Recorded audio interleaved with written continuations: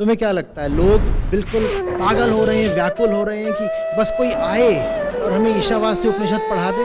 तुम्हें लग रहा है ऐसा है? उन्हें पढ़वाना पड़ता है, उन तक पहुंचना पड़ता है, एक तरह से जबरदस्ती करनी पड़ती है, तब लोग पढ़ते हैं। और अगर तुम्हारे पास वो संसाधन न हो उन तक पहुंचने के, बार बार उनकी स्क्रीन पर दस्तक देने के, तो कोई पढ़ेगा नहीं। ये बहुत खेद की बात है कि हम ऐसे समय में, ऐसे समाज में जी रहे हैं कि सच को बहुत बहुत सारे प्रचार की जरूरत पड़ती है। आप संस्था को जो भी धन देते हैं वो सच के प्रचार में ही खर्च होता है। हमारी किताबें, हमारा वीडियोस, इनका प्रचार हो सके और ये लोगों तक पहुंच सके, और बहुत कम पड़ता है। और ये खर्चा हमें उस दिन तक करना पड़ेगा जिस दिन तक आप में सच्चाई के लिए एक प्यार नहीं पैदा हो जाता।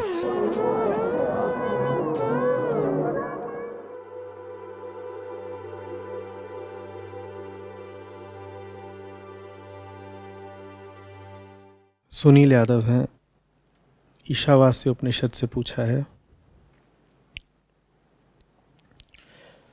श्लोक क्रमांक 2। इस संसार में कर्म करते हुए ही मनुष्य को 100 वर्ष जीने की इच्छा करनी चाहिए। हे मानव, तेरे लिए इस प्रकार का ही विधान है, इससे भिन्न किसी और प्रकार का नहीं है। इस प्रकार कर्म करते हुए ही जीने की इच्छा करने से मनुष्य कर्म में लिप्त नहीं होता। फिर सवाल करा है कि प्रणाम सर, उपनिषद के ऋषि 100 वर्ष जीने के लिए प्रेरित कर रहे हैं, पर कई महापुरुष जैसे स्वामी विवेकानंद, आचार्य शंकर आदि बहुत कम आयु में ही गुजर गए। स्वामी विवेकानंद, जिनसे मैं बहुत प्रेरित हूँ, उनके बारे में कहा जाता है कि वो समाधि के समय कई व्याधियों से भी ग्रस्त थे। तो मेरा प्रश्न यह है कि महापुरुष उपनिषद की इस ऋचा का अनुपालन करते क्यों नहीं दिखते? मान लिया जाए कि वो मुक्ति को प्राप्त भी हो चुके थे, फिर भी अपने मिशन के फैलाव हेतु ही सही उन्हें और जीने की इच्छा क्यों नहीं थी? उपनिषद के ऋषि कह रहे हैं, इस संसार में कर्म करते हुए और कर्मफल की इच्छा से लिप्त हुए बिना 100 वर्ष तक जीने की इच्छा करो। अब 100 वर्ष तक क्यों जीना है? 100 वर्ष तक जीना मात्र जीने के लिए तो नहीं हो सकता, अन्यथा तो आयु एक संख्या मात्र होती है। कोई 20 वर्ष जिया, कोई 50, कोई 100। अमर तो 100 वर्ष जीने वाला भी नहीं हो गया। 100 हो या 20 हो या 50, 70, ये सब तो संख्याएं, आंकड़े मात्र हैं। तो 100 वर्ष जीने के लिए प्रेरित क्यों कर रहे हैं ऋषि? इसलिए कर रहे हैं क्योंकि सामान्य आदमी को लंबा समय चाहिए मुक्ति को पाने के लिए। जीवन का जो उद्देश्य है, एक ही उद्देश्य, कि अहम वृत्ति से, प्रकृति से छुटकारा मिल जाए, या कि अहम वृत्ति पूर्णता को प्राप्त होकर के ब्रह्मलीन हो जाए। वो उद्देश्य आसान नहीं है ज़्यादातर लोगों के लिए, बहुत कठिन है। क्योंकि अहम को घेरे हुए माया के सारे आकर्षण, सारे विकर्षण, राग, द्वेष, प्रकृति के तीनों गुण, ये सब जीवन पर्यंत खड़े रहते हैं। और अब जब ये खड़े हुए हैं तो अहम कैसे इनसे मुंह मोड़ करके, कैसे इनसे पीछा छुड़ा करके मुक्ति के आकाश में उड़ भागेगा? बड़ा मुश्किल होता है। तो इसलिए लंबी आयु चाहिए होती है। लंबी आयु इसलिए नहीं चाहिए कि लंबा जियोगे तो सुख भोगोगे। वो तो ऋषि खुद ही चेता रहे हैं कि 100 वर्ष तक जीना है और कर्म में, कर्मफल में लिप्त नहीं होना है। ये थोड़ी कह रहे हैं कि लंबी आयु जियोगे तो लंबी आयु का सुख भोगोगे। वो कह रहे हैं लंबी आयु जियो ताकि जो तुम्हें अवसर मिल रहा है जीवन के उद्देश्य को पूरा करने का, वो अवसर लंबा हो जाए। भाई आपको कोई बहुत ज़रूरी काम करना है, आप क्या चाहेंगे? वो काम करने के लिए आपको 2 घंटे मिले या 2 दिन मिले? आप यही कहोगे ना कि काम ज़रूरी है तो मुझे लंबा समय दीजिए ताकि मैं इस काम को ठीक से पूरा कर सकूं। तो इसी तरीके से ऋषियों ने कहा है कि लंबी आयु जियो ताकि इस बात की संभावना बढ़ जाए कि अपनी आयु के किसी बिंदु पर आकर के तुम पूर्णतया मुक्त हो पाओ। अब बात आती है कि आचार्य शंकर हों, स्वामी विवेकानंद हों या कई अन्य मनीषी हों जो कि बहुत जी जान से अपने किसी मिशन, किसी अभियान में लगे हुए थे, उनकी हम पाते हैं कि मृत्यु या समाधि बहुत कम अवस्था में ही हो गई। तो वहीं से प्रश्नकर्ता की जिज्ञासा निकल रही है। वो कह रहे हैं कि जब ऋषियों ने कहा था 100 साल जीने को, तो स्वामी विवेकानंद इत्यादि इतना लंबा क्यों नहीं जिए? वजह स्पष्ट है, जिस कारण से लंबा जीने को कहा जा रहा है वो कारण प्रमुख है ना, उद्देश्य प्रमुख होता है, माध्यम नहीं। साध्य प्रमुख होता है, साधन नहीं, है ना। साध्य क्या है? मुक्ति। साधन क्या है? समय। साध्य क्या है? मुक्ति। साधन क्या है? समय। तो मुक्ति चूंकि बहुत बड़ा साध्य है, इसीलिए हमें प्रेरित किया जाता है कि साधन की हमें प्रचुरता रहे। साधन कितना रहे? 100 वर्ष का साधन रहे, समय 100 वर्ष का मिले। पर साधन से बड़ा तो साध्य होता है ना। मुक्ति उम्र से बड़ी चीज है। मुक्ति क्या है? साध्य, लक्ष्य जो पाना है। और उम्र क्या है? साधन, जिसका इस्तेमाल करके उस साध्य तक, मुक्ति तक पहुंचना है। तो अगर कभी ऐसा हो जाए किसी के जीवन में कि साध्य और साधन में से एक को चुनने की विवशता या अनिवार्यता आ जाए, तो बताओ किसको चुनना चाहिए? साध्य है और साधन है, और साध्य की खातिर है साधन। साधन इसलिए है ताकि साध्य तक पहुंचा जा सके। अब अगर स्थिति ऐसी पैदा हो गई कि साधन और साध्य में से किसी एक को ही चुनना है, तो बोलो किसको चुना जाए? तो फिर तो तुम्हें साध्य को ही चुनना होगा ना। नहीं, ईश्वर न करे कि ऐसी स्थिति पैदा हो, पर कई बार हो जाता है। ये स्थिति, इस तरह का भीषण चुनाव सबके जीवन में नहीं आता, पर कई बार महापुरुषों के जीवन में आ जाता है। और चुनाव ये होता है कि अगर मुक्ति चाहिए तो इस तरह का जीवन जीना पड़ेगा कि उसमें फिर लंबी उम्र या आयु नहीं मिलने वाली। अब स्वामी विवेकानंद के सामने तुम जाकर के स्थिति रख देते, और स्थिति होती कि आपका जो साध्य है अपनी मुक्ति और दूसरों का कल्याण, यही उनका साध्य था। अपनी मुक्ति और जगत का कल्याण, ये उनका साध्य था।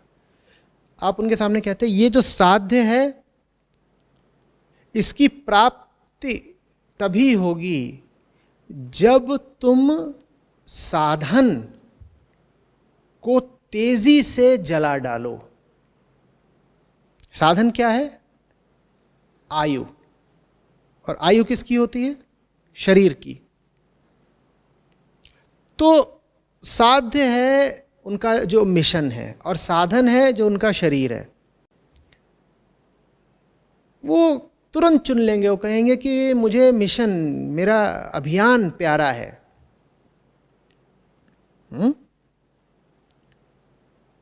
उसकी खातिर अगर मुझे अपने शरीर की और अपनी आयु की बलि देनी पड़े तो मुझे कोई समस्या नहीं है। यही उन्होंने किया, यही आचार्य शंकर ने भी किया। दोनों ने ही घोर शारीरिक श्रम भी किया था। आचार्य शंकर आज से करीब 1400-1500 साल पहले केरल से शुरू करके पूरे भारत का भ्रमण कर रहे थे बिना यातायात के, किसी साधन के। लगातार बहस विवाद शास्त्रार्थ में वो संलग्न रहते थे। उनका विरोध भी घोर हो रहा था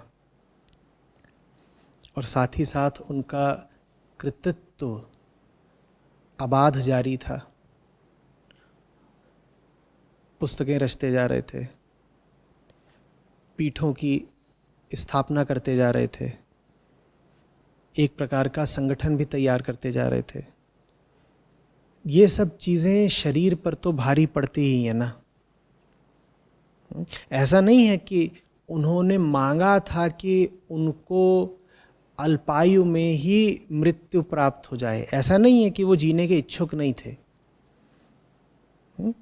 कोई अगर जीने का इच्छुक नहीं है और वो मृत्यु पाले तो उसको तो लगभग आत्महत्या माना जाएगा। हम ये थोड़े ही कह सकते हैं कि इन महापुरुषों ने आत्महत्या करी है। नहीं, वो आत्महत्या नहीं है, उसको समर्पण कहते हैं, त्याग कहते हैं, उसको सही चुनाव कहते हैं। स्थितियां ऐसी हो जाती हैं कि व्यक्ति को कहना पड़ता है कि चाहता तो मैं भी हूं कि मैं लंबा जीऊं, मुझे जीवन से कोई परहेज नहीं है। अगर 80 वर्ष की आयु मिलती हो बहुत बढ़िया बात, लेकिन हम अपने उद्देश्य की कीमत पर लंबा नहीं जिएंगे। उद्देश्य की पूर्ति के साथ साथ अगर लंबा जीवन मिल जाए बहुत अच्छी बात, जी लेंगे। लेकिन अगर ऐसी विकट बन गई है स्थिति कि या तो लंबा जी लो या अपने उद्देश्य को, अभियान को, प्रयोजन को पूर्ण कर लो, तो फिर हम जानते हैं हमें क्या चुनना है, हमें अपने उद्देश्य को चुनना है। तो तुमने लिखा है सुनील कि कहते हैं कि स्वामी विवेकानंद की जब मृत्यु हुई तब वो अनेक बीमारियों से ग्रस्त थे। हाँ, बिल्कुल ऐसा कहा जाता है, ऐसा हो भी सकता है। लेकिन अगर ऐसा था भी तो इसको उनकी महानता ही मानना। एक साधारण आदमी को तो मुंह का छाला हो जाए तो भी वो कहता है कि आज बड़ा दर्द है, आज काम नहीं करेंगे। एक साधारण आदमी को तो सर में ज़रा सा दर्द हो जाए या एड़ी में मोच आ जाए तो काम रोक देता है अपना। बड़ा निश्चल, पूर्ण और हार्दिक समर्पण चाहिए किसी बहुत ऊंचे लक्ष्य के लिए कि आदमी कहे कि मैं बीमार हूं तब भी मैं काम करता चलूं। और बहुत स्वस्थ नौजवान हुआ करते थे विवेकानंद, शरीर से बलिष्ठ।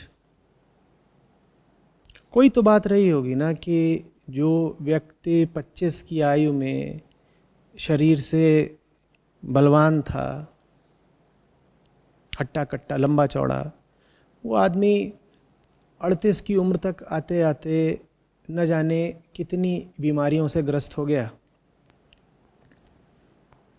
और स्वास्थ्य लाभ वो व्यक्ति कर सकता था। वो अगर चाहते तो सारा काम एक किनारे रख के बोलते मैं अब 2 साल के लिए स्वास्थ्य लाभ करने के लिए पहाड़ों पर जा रहा हूँ, अल्मोड़ा पर जा रहा हूँ, कोई काम नहीं करूँगा, सिर्फ आराम करूँगा। बहुत आसान था उनके लिए ऐसा कह देना। और उन्होंने पहले ही इतना काम कर रखा था कि अगर वो 2 साल का बीच में अंतराल कर देते, विश्राम ले लेते, तो कोई उन पर अभियोग या आपत्ति नहीं कर सकता था। उनका हक था, अधिकार था आराम करने का। पर अपना काम उन्हें इतना प्यारा था और अपने काम की वो इतनी आवश्यकता देख रहे थे, इतनी अनिवार्यता देख रहे थे इस परेशान बदहाल गुलाम देश में, कि उन्हें ये बात बर्दाश्त ही नहीं थी, स्वीकार ही नहीं थी कि वो अपने महत अभियान से 2 दिन का भी विश्राम लें। तो वो काम करते गए करते गए करते गए। अब शरीर तो शरीर है, शरीर तो प्रकृति का उपकरण है, एक यंत्र है, मशीन जैसा। जब इतना काम उससे लिया जाएगा अथक, दिन रात निरंतर, तो शरीर तो टूटेगा ही, भले ही वो कुछ वर्ष पहले जवानी में कितना भी मजबूत क्यों न रहा हो। तो ये सब बातें मन से हटा देनी चाहिए कि जो ब्रह्म ज्ञानी होता है वो तो शरीर से सदा स्वस्थ ही होता है। इस तरह का बड़ा मिथ्या प्रचार है और लोगों में इस तरह की बड़ी झूठी धारणा फैली हुई है कि जो ज्ञानी होता है वो तो शरीर से बड़ा स्वस्थ होगा, ज़बरदस्त होगा, उसे कोई बीमारी लग ही नहीं सकती, उसके तो 60-70 की उम्र में भी बाल काले होंगे, चेहरे पर एक ज़बरदस्त आभा होगी, दीप्ति होगी। नहीं, ऐसा नहीं होता। जब आप उस महत परम लक्ष्य के लिए अपना सब कुछ समर्पित करते हो तो साथ ही साथ जाहिर सी बात है अपना शरीर भी समर्पित कर देते हो। अब आप इसलिए थोड़े ही जी रहे हो कि आपका शरीर हट्टा कट्टा रहे। हाँ, शरीर की कुछ मांगों की आपूर्ति आप करते जाते हो, क्योंकि शरीर रहेगा तभी तो आप काम को आगे बढ़ाओगे। लेकिन जहाँ कहीं ऐसी स्थिति आती है कि या तो शरीर को बचा लो या अपने मिशन को बचा लो, वहाँ पर आपको स्पष्ट रहता है कि शरीर पीछे रहेगा, मिशन आगे रहेगा। तो इस तरह की बातें सोचना छोड़ो कि अगर स्वामी जी वास्तव में मुक्त पुरुष थे तो उन्हें इतनी बीमारियां क्यों लगी, या यदि आचार्य शंकर वास्तव में ब्रह्मज्ञानी थे तो वो इतनी कम उम्र में ही समाधिस्थ क्यों हो गए। जो व्यवहारिक पक्ष है किसी महापुरुष के जीवन का, उस पर ज़रा सद्भावना के साथ ध्यान दो तो कुछ राज खुलेंगे।